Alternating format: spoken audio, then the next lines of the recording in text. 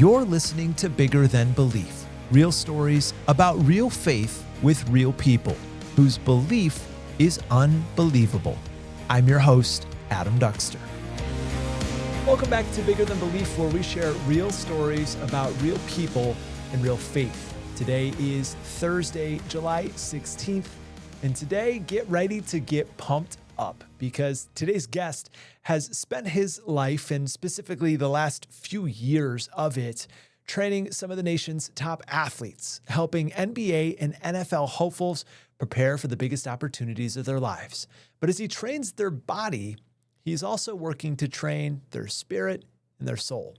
DeVentri Jordan is a Minnesotan through and through. His work has taken him across the country, but now he's back home, the founder of GameFace Training, one of the most respected sports performance programs in the country. It's a business he literally started out of the trunk of his car and has since taken to incredible levels, mentoring elite athletes across the nation.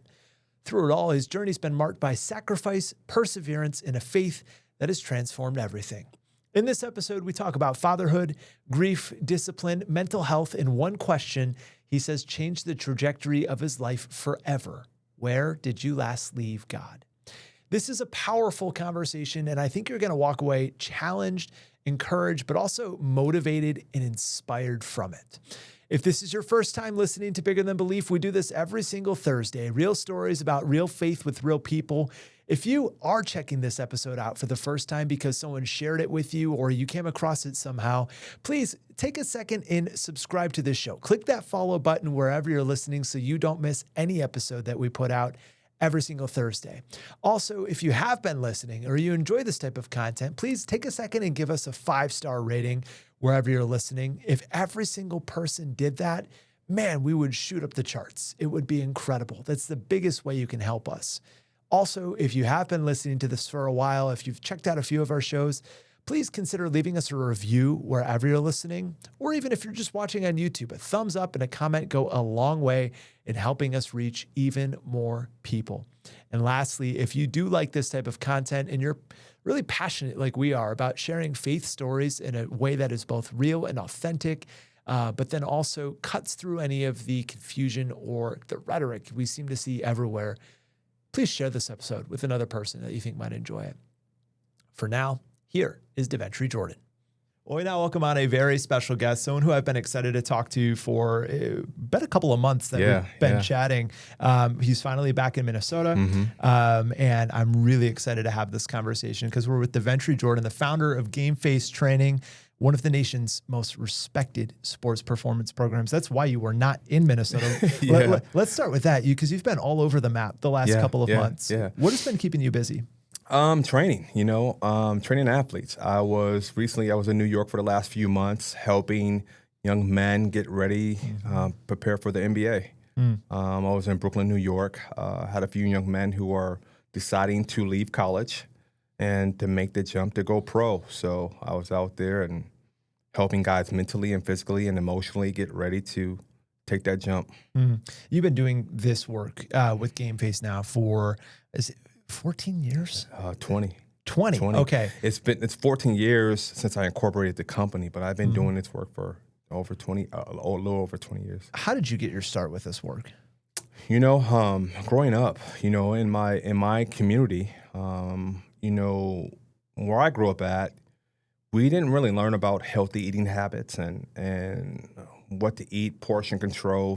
Going home at night, we look in the refrigerator, we're just trying to get full, eat what we can eat. So as I got older, dealing with so many deaths in my family, dealing with obesity, diabetes, and heart attacks and things like that, and me being an athlete, I said, hey, I need to get involved in something that can affect change and break generational curses in my family.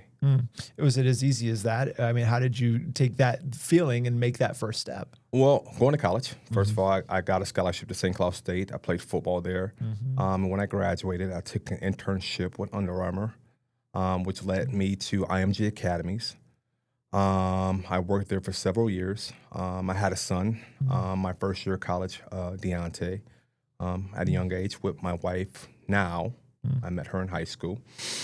And so back then, we didn't have social media. We didn't have iPhones. And she's calling me. She's telling me about, hey, You know, he's doing this, he's doing that. And I remember sitting there and hearing about all these wonderful things that he's doing, and I'm not being a part of it. And so I just made a decision to go back home, and I'm sitting in the room and trying to decide what I'm going to do next with my life. And she said, "Hey, well, you're a good performance coach." I said, "Oh, yeah, I am." You know, so I started GameFace out the trunk of my car, and he was my first client. And then I had a mentor named Vince, and he believed in me. And we took his AAU program, and they became really good, training them, and kind of just spiral from there. And through there, I learned a lot of lessons, put it that way, of what to do right, what to do wrong. And I remember one night, I used to rent church gyms, and it was negative 30 degrees outside. And I had a nice BMW, and I sold it to buy equipment off eBay. So I had this 745, and I sold it for a Subaru Tribeca. And I took over the last couple $1,000, and I bought some ladders and some hurdles and stuff off eBay. And I bought metal kettlebells. Well, you know how that works in the winter, negative 30 with metal kettlebells, and you leave them in the trunk of your car. And I put on these gloves, and I was carrying these metal kettlebells in the basement on a Sunday night. And in the back of my mind, I said, one day this is going to be a story. I'm going to talk about this one day. And I didn't know when, I didn't know how, but I knew in my mind, I said, you know what? God rewards the consistent faithful, you know? And at this time in my life, I'm not really in the church. I'm not really, like, I believe in God. I knew who God was, but I'm not really like that. I'm not just like, it is what it is. I'm just trying to make some money, right? I'm just trying to eat. I'm trying to pay my bills. And so through the course of my life, my mother passes away. I'm 26, and so my life began to spiral. I took custody of my brother, who was 13 at the time. And so growing up in Minneapolis, he was behind in like reading and learning, but he had a very gifted voice in singing. And so me being in the world at the time, I wasn't really equipped to give him what he needed as a brother, as a mentor, to kind of help him. So I heard about some Christian schools, so I put him in Maranatha Christian Academy. Where I knew, because at the time I was traveling so much, training and doing some other things, and I wasn't married, where I needed to put him in an environment to where he could be around families and see in a Christian upbringing where he can at least see that. And what I ended up doing, it ended up changing my life, because I ended up getting me more in church and getting me around. But it also cultivated him and his voice for the love of God.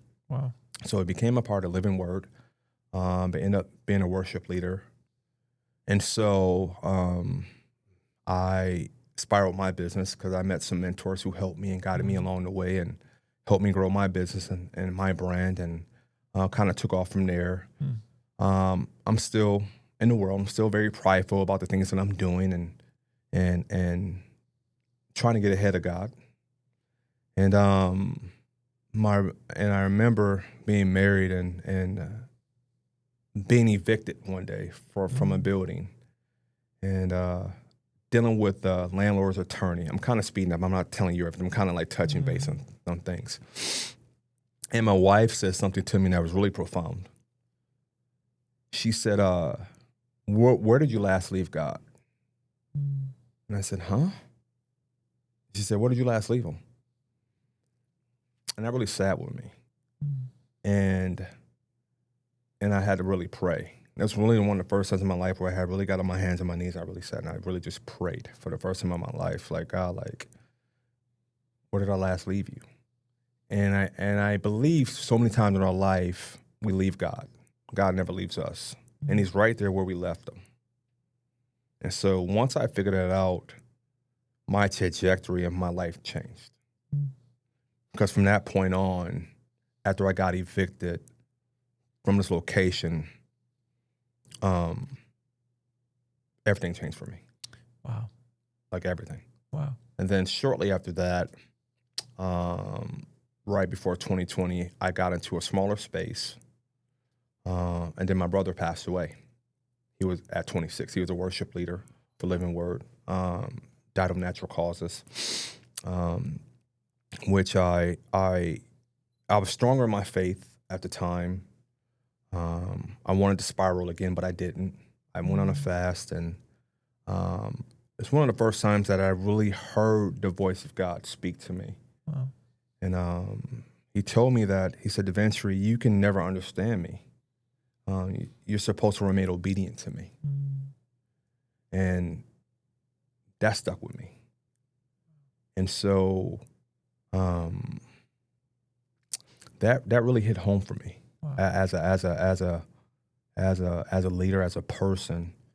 And so a lot of people now, they ask me, in my life, like, why are you the way you are? I said, well, it took me 40 years to get here. I said, I finally got something right, in my life. Wow. And so now I kind of live my life with a different scope, a different purpose, that it took me a long time to get to where I'm at, because I never had a male role model to really look up to. I never had a person to really grab me and say, hey, DeVentri, you need to do things this way. You need to do it that way. My life has been a culmination of just a lot of mistakes. But when I look back at it, it's been God really just grabbing me and saving me at the right point of time, saying, DeVentri, no, do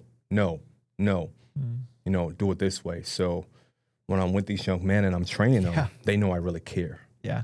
And they know, I'm not making a decision for them, but I'm guiding them to the right decisions. How does that change the way you approach even just the work that you do when you're working with young men who are athletes, who maybe their home upbringing could have been similar to yours, or maybe they've experienced pain? How do you feel like your pain has shaped the way that you approach the work that you do to just connect with those people? Well, because I've been through everything. It's not that people have been through that I haven't been through, and I can relate to it on any type of level. Just not right now, I'm not talking about it, and it resonates. But I tell these guys, you could sit with that pain, or you could let that adversity fuel you to get to where you need to be. See, the devil wants you to sit there, but God has a place where he's trying to take you. So we could sit and we could focus on that pain, and we could focus on that, but that pain is temporary. That's distraction, but the devil wants you to stay there. Or we can use that, and we could turn that around and use it for good. And we could use that pain as a testimony, as medicine for somebody else. I'm getting pumped up just sitting here talking to you. Even I know that that's what you're made to do, because you can feel the motivation kind of radiating off of what you're saying. I'm curious, your background is so cool, and the work you do is so cool to me, because you are so much about physical wellness and discipline, but also you have this spiritual wellness and discipline, and the mental wellness and discipline. I'm curious, how do you see the relation between those things? If you're doing really well physically, but not well mentally or spiritually, does it drag you down, or how important is it to be for all of them clicking on all gears? They go hand in hand. I mean, there's no way that you can physically be ready and mentally you're not there. They go hand in hand, or you mentally are ready and you're not physically there. So guys come to me because they know I'm one of the best performance coaches in the country, hands down. But they also know that I don't push who I am as a man of God onto anybody. You just happen to see that on me, right? And I ask you if you want to pray with me. I don't force you. We do Bible studies. I just tell you who I am. I just tell you where I stand. Now, if you don't stand for that, that's okay. I just tell you where I'm at. I don't force anything on anybody. But if you want to pray, I'll pray with you. If you don't, that's okay. But I'm still going to treat you with respect. I'm always going to meet you where you're at. And eventually, you're going to want to talk to me about something, because regardless if you believe in God or you don't, you're going to go through a situation or something in life, and you're going to need to talk about it. I mean, it's easy to say how you would train your body, but how do you train your mind? How do you train your spirit? You have to train your spirit daily. You have to, as you say, my grace is made sufficient, right? And that's what my tagline is called, win today, right? You got to win the moment. You got to win this minute. You got to win this hour. We got to win this rep, right? We got to win right now. We can't worry about tomorrow. We can't worry about yesterday. We got to worry about what we have right this moment. Because if you don't, somebody else is out there going to take it from you. Because then somebody else wants your position. Somebody else wishes they were in your shoes. And how dare you take that for granted? The athletes that you work with, how often do you come across people who are doing really well physically? They're at the top of their game, but you can say, hey man, like I could see inside there is a piece of you that is missing something, or you could see the brokenness in them. And like, how much do you make an effort to be like, whether you know it or not, I'm going to help you with that portion of your life? Every day. Every day I have these conversations. Every day. You wouldn't believe how many guys are at the top of their game that you were watching TV, playing at the top of their peak, who are mentally just destroyed. And you will see them, playing the game, and you're like, wow, they're just shining physically. And mentally, they're just done. And that's why you see so many guys who are taking their lives or doing other things, or they're broke in a few years because they don't have people in their corner just being honest and keeping it real with them and saying, listen, you're not okay. Right? They're just flat out taking advantage of these guys versus saying, look, dude, like, let me help you. You need help. Mentally, you're not all right. And just being flat out honest, because they want to be the yes man versus trying to really seek to understand and seek to get these people help. And people need to understand, like, professional athletes, they're people just like us. They go to work just like us. Practice is just a job. Training is a job. And that's how we treat it. That's how I treat it. The only reason why we praise them is because they're on TV playing a game on national TV, in front of millions of people. And they're getting paid a lot more money than we get paid. But they are normal people, just like us. Do you feel like, you talked about your college experience playing college athletics. That was in the 2000s, right? Man. All we had was Star Tribune and like the local St. Cloud paper talking about us. And now you have social media and these guys can search their names, or you have people in your direct messages sending you things. And you also have like the ability to make money as a college athlete now off your name, your image, and your likeness. That's a whole different thing. How much does that, I don't want to say complicate things, but change the way that you have to work to reach people, truly reach them inside, because there are so many other seemingly distractions around them at every point. I'm glad you're talking about this. So with this agency that I work with, just in New York recently, we get a ton of NIL guys. And these guys are getting paid. Like, these guys are getting paid. And so you can see some of the guys who don't take advantage of it.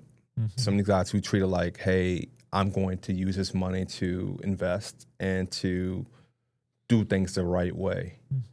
And you see some other guys on the opposite ends on the spectrum who say, man, I'm about to buy this brand new this, I'm about to buy this, I'm about to buy that. And you can kind of tell, like, this money's just going to get squandered, right? And then you could tell, like, some of these guys saying, like, I'm not even worried about this money. I'm trying to get here. Like, that's okay, but my dream is to get here.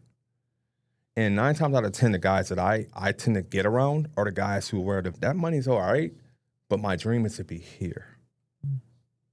And so, which is good for me, because I really haven't interacted with those guys yet. But what I will say is, because there's new NIL for a lot of these high school athletes who are hoping to play high-level Division I athletics, that game is changing now. These guys who are hoping to get heavily recruited from these Power 5 schools, it's getting harder. Like, their journeys and their paths may have to be different now, because no longer a lot of these coaches are looking to go grab these high school kids. They're going in the portal and they're grabbing, a lot more, these athletes who have a lot more college experience and have a proven track record. How do you humble yourself, or how do you humble someone who's in that position where everyone around you is telling you, like, you're the man, you're the man, you're the man? And that basically directly is in conflict with your faith, where it's like, it's not about me, is what you would hear someone say. Yeah. How do you make those things work? I deal with a lot of adults. I deal with a lot of fathers, a lot of people. I get into a lot of debates, and what I have to do is a person coming at me because they think I don't know what I'm talking about. Is it a lack of knowledge? And then I sit back, and because it is a saying that I have, if a person knew better, they do better. And sometimes I just pray for people, And I'm like, because of your ignorance, you're going to affect what your child does. And there's wisdom in the multitude of counsel. And all I'm trying to do is help and be a light. And if you don't want to take my advice as a person who's been in this industry for 20 years, a person who has helped multiple guys get drafted first round, if you want to at least, and I'm not asking for anything, take my advice, make your own decision. Go ahead. You may be right, you may be wrong. Roll the dice. On the flip side of that, how have you seen the way that faith is perceived in athletics change over the course of the years? I think people tend to think that we use our faith as a tool to get us ahead. Like, oh, he's trying to play a Christian just so he can be in a room. He's just trying to say he loves God or he loves that just so he can be a part. No, I'm not perfect. I cuss sometimes. You know, I admit I fall short daily. I'll be the first to admit it, man. I think I'm adequate at most things that I do. I think I'm unqualified in a lot, but I believe that I serve a God that qualifies me in everything that I do. I bind up the devil consistently all the time in my mind. I fight battles every moment. I'm fighting battle right now, sitting here talking to you. Like, Lord, am I saying the right things? Am I giving the right tools and the right things to the people that they need to hear versus what I want to say on my own? You know, so it's like, I'm not that person. You know, I just want to be a light and I want to help. One of the things I really admire about your story, and you touched on it a little bit, is your dad's role in your life. Next Sunday is this Sunday. Yeah. Father's Day. Yeah. I never met him, dude. I could be in a grocery store right now and I wouldn't know what he looks like. And that was hard on me growing up because like I'm around friends and people who have fathers and I see what it looks like, you know, and I'm a father now and my son is 27 now. We have a great relationship, but it took a long time to get there, you know, and every day I'm breaking a generational curse, you know, and I'm talking to other men and I'm being a role model for them. But I knew that it took a lot of prayer. It took a lot of like, God, I don't know what to do, but I know you do. And God, I need you to guide me. So like, I tell these men all the time, like, you don't have to know. God does. You just have to be willing to submit. If you're okay with submitting and letting go and letting God, you'll be okay. The issue with us as men, we're not willing to be vulnerable enough to submit. And that's the same for training. If you're willing to come to me and submit and be vulnerable, I can help you get better. Once pride ends and vulnerability begins, you get better. In your weakness, you're strong. Exactly. Kind of is the mindset. Yes. Can you motivate our audience right now? I am motivated sitting here listening to you, but like, so here's where I'm coming with this. Yeah. I feel like for a lot of people, it is so easy to be stagnant, whether it's stagnant in your fitness, stagnant in your mental state, going through the motions of life, literally going through the motions with your faith. Yes. Like if our listener right now is someone that you are training and that's them, they are stagnant. They're going through the motions. How do you kick them into gear? What do you say to them? You know, I tell people, you know, the reason why people don't succeed is because of broken focus. You know, the reason why I tell people a few things. I tell my athletes, you know, I tell people we got to win today. I say, you know, losers focus on what they're going through, winners focus on where they're going to. You know, I talk about the analogy of having 24 hours. Like we all have the same 24 hours. What are you going to do with it? You know, I talk about our competition. You know, you guys are trying to get somewhere. You guys come to me to be broken. Like, you have to be graceful. You're broken to get somewhere. You're going to get broken one way or another. Why not being broken in the right way? Why not be broken? Why not let God break you? Why not let the right people break you? You know? And it's like, I'll tell your audience this, like, you're going to get broken one way or another. Somebody is going to break you. Why not let God break you? Why not let God gracefully break you into the person that you need to become, the person that he wants to make you? There's people who are like, what does that even mean for God to break? I'll tell you what it means. The person you are now is not the person God wants you to become. God wants to make you a new person. God has called you to be a new creation. The person you are today, and you probably know this, and you're probably sitting there wondering, like, God, like, what am I doing? And you're probably sitting there like, God, I don't know, but I know you do. God, I'm stuck in this job. I'm stuck in this place, and I'm just trying to get there. I don't know how I'm going to get there. And that's really in a great place to be, because now you're questioning where you're at. And God doesn't call for you to understand him. God calls you to be obedient to what he's saying. And all you have to do is just submit and let go. And once you let go, God comes in. And once you let go, God starts to gracefully, he starts to break you. And being gracefully broken is okay. You start to cry, you start to submit, and God starts to intercede, and God starts to take you, starts to give you reflection, starts to give you revelation on where he's taking you. It doesn't happen overnight. It happens over time. He can't give you the full vision because you couldn't handle it. And once you do that, you start to see your life change.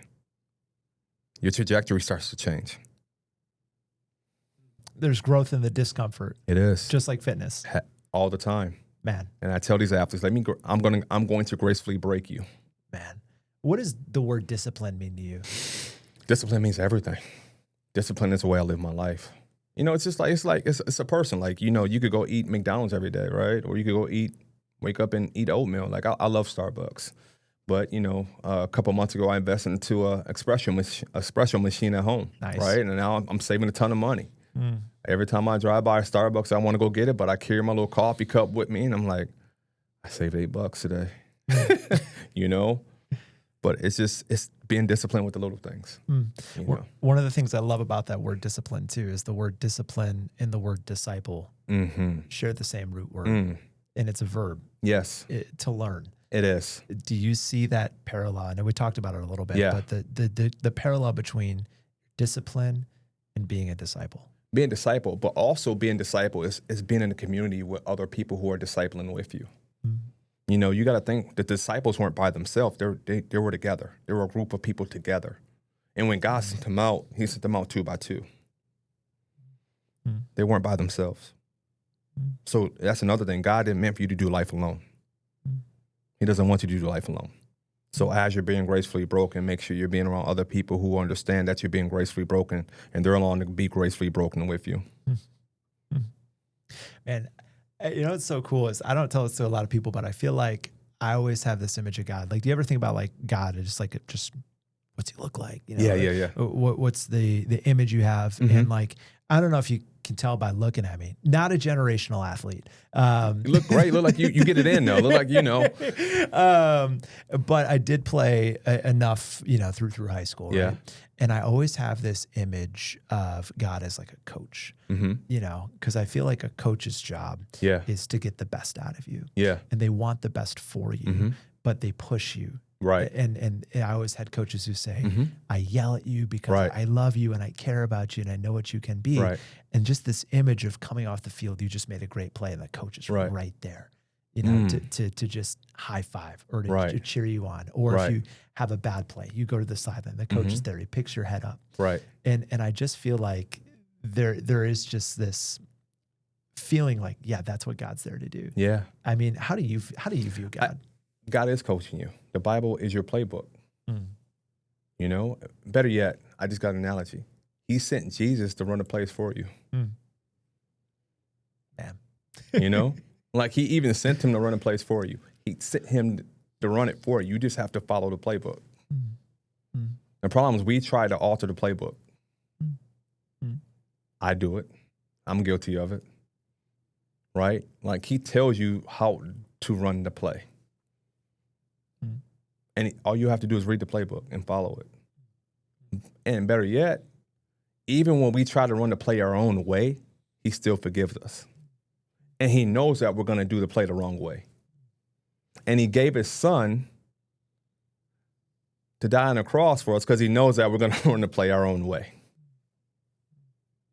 So he is a coach. And he knows we're going to mess up. And we're going to continue to mess up. So... Do you ever feel like there'd be more opportunity in your business if you didn't incorporate your faith? Or was ever a question like, hey, I have my business and I have my faith, they're two separate things? No, they're one and the same for me. Because I know what life is like when I didn't do it and that wasn't a good look for me. It didn't help me. And it's not that I'm overly like, I'm not that guy. I'm not overly like, oh, Heavenly Father, all da. I'm not that guy. I'm a cool person, but like, you know where I stand. Like, I'll listen to rap music, you know, I'm dancing, you know, we have fun, we get it in, you know. But if you need me to pray, I'll lay hands on you, I'll pray with you, I'll speak tongues, I'll do all that, right? Like I said, I'm not perfect, I'm a person. There's no perfect person. I don't act like I'm perfect. But like, you know where I stand. You know where my family stands. You know, as for me and my house, we serve the Lord. But again, you walk into our facility, you know it's anointed. And you know, as an athlete, when you walk through those doors, you know you're going to get better. And so, again, I don't want to sit on this on your show and this podcast and like I'm just overly like I'm this pastor type of guy. I'm not. I'm a normal person who's just heavily convicted about a lot of mistakes that I've made in my life, and I'm just trying to course correct to be in the right path so that I can just go. I want to go to heaven. I want, when I'm done, when all done is said in my life, I want God to look at me saying, good job, faithful servant. Welcome home. Right? And I'm trying to help people along the way by so many mistakes that I've made and so many things that I've been through, because I made a lot of mistakes. And if I can help a young man avoid 20 years of the things that I've done wrong, I'm going to help him. That's all I'm trying to do. One thing I want to ask you about one more time, just because this Sunday is Father's Day. I have two young kids. I have a soon-to-be 3-year-old, soon-to-be 1-year-old. And I call my dad all the time. And I feel like being a father has made me realize how much I am like my dad. But for you to go through what you have and just to live the life that you have, how often do you think about your dad? I mean, if he was here in the room, I know you said you wouldn't recognize him, but did you have to forgive him mentally to move past that? Or like, how do you not harbor anger? That's a great question. I did. Some years ago, I did. I was in church and a pastor preached a sermon about forgiving. And what I learned is that forgiveness is a gift you give yourself. And I did. But I learned that I was grateful that he wasn't there, because I knew that I had a chance to be the right father that I needed to be for my life, and that I didn't have anybody tainting the father that I needed to be. So I was really grateful that I had the first time to get it right the first time. What do you hope people take away from hearing your story? Don't learn how to go from being a victim to a vessel. Learn how to be the person God has called you to be instead of what you want to be for yourself. Learn how to use the medicine that's inside of you and move. Don't allow for your circumstances to call you being stagnant. Allow God to use you. Be obedient. Allow for God to gracefully break you. Submit, and it's not easy. Let him gracefully break you. You're going to be broken one way or another. Let him do it.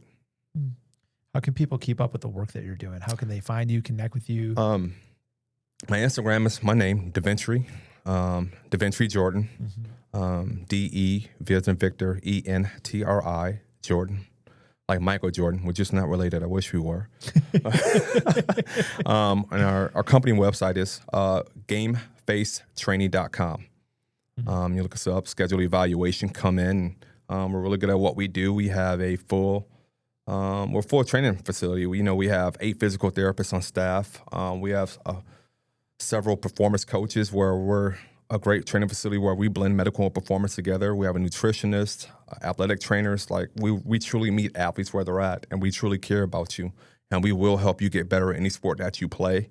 And we have fun. Like we have fun at what we do. Well, I can tell you that I've never wished there was a squat rack in this room more, because I feel like just it's tapping into the workout phase. Just even being around you, I feel like you radiate that effort. I appreciate that intensity, but like positive intensity of like let's go, let's get after it, and hopefully our listeners took away a little bit of that as well. I hope they do too. Awesome. Thank you, DeVentri, for coming in and sharing your story. Thank you. I appreciate it. Thank you so much for listening to this episode of Bigger Than Belief. I hope you are motivated and pumped up, just like I was being in the studio with DeVentri. Seriously, I was ready to run through a brick wall. Just the way he talks had me so motivated in so many ways. So hopefully his story was impactful to you as well.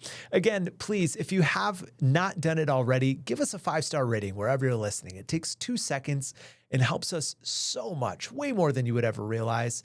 Also, be sure to follow. We have new episodes every Thursday, including next Thursday. And if you did like this episode, please share it with a friend. And that is the number one way to help us grow this podcast, is by you doing that. As always, we'll be right back next Thursday with another brand new episode of Bigger Than Belief. But in the meantime, folks, be well, and we'll see you very soon.